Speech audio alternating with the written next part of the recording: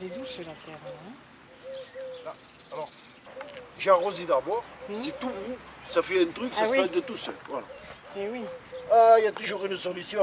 Et tu as l'arrosage, c'est quoi que tu as dessous? Tu as l'arrosage dessous? Goutte à goutte, oui, ah, de là-bas. C'est tout goutte à goutte. Oui. C'est sous le plastique? Sous le plastoc, oui. Ah, viens voir, Lily, viens.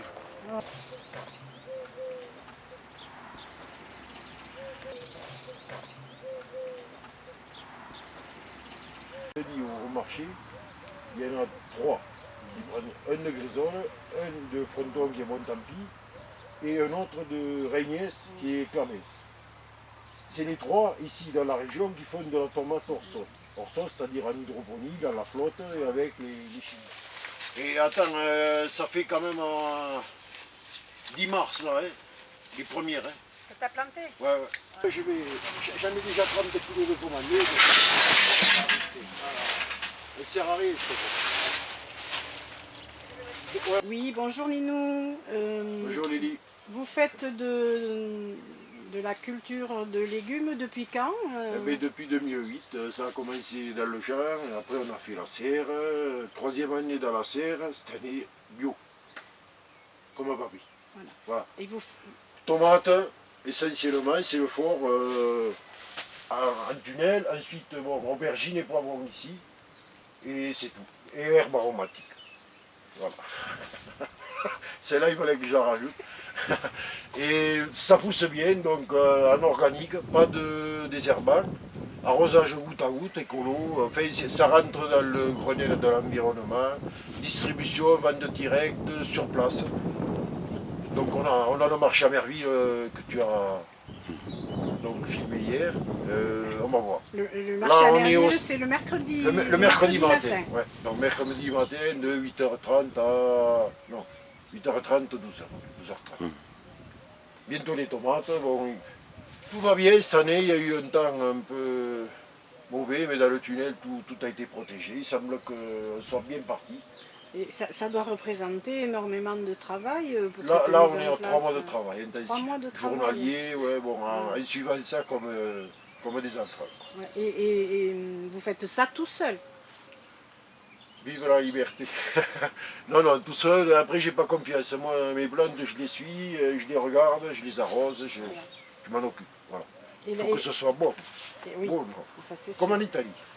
Et la culture bio, est-ce que ça demande davantage de travail La culture bio, en différence avec la culture chimique, c'est-à-dire au-delà de la Deuxième Guerre mondiale, les multinationales, ils ont dit allez les paysans, l'engrais, le désherbage, vous allez vous régaler. Effectivement les terres n'avaient pas été trop exploitées, donc ils se sont régalés.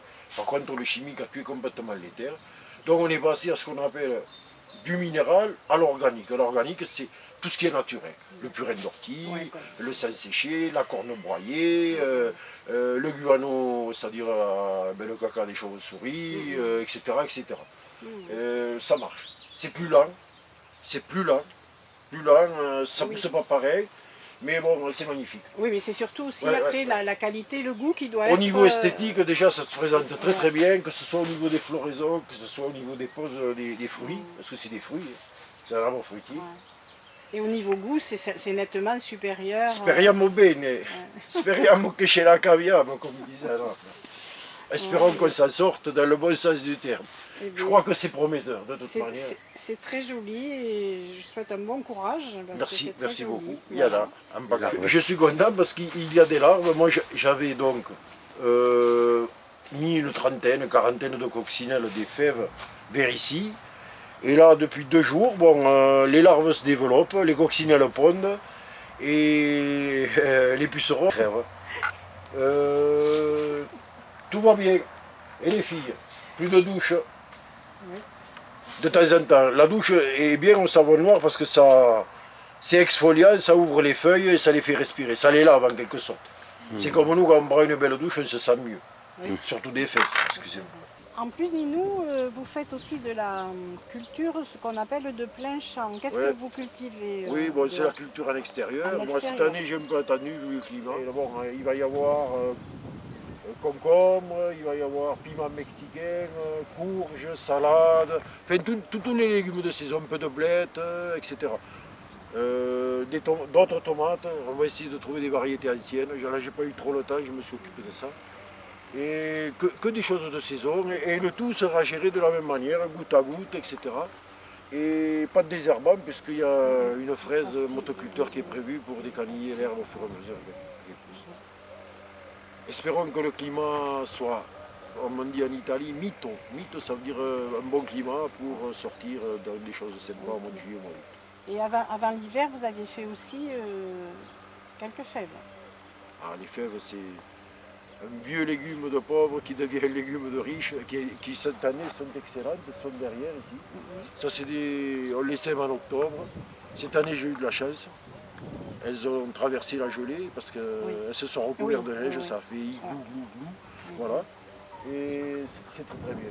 À l'extérieur, bon, c'est tout. Quelques oignons frais et de l'ail aussi. De l'ail. Les oignons blancs et de l'ail. Oignons rouges qu'on récolte en frais pour les manger crus.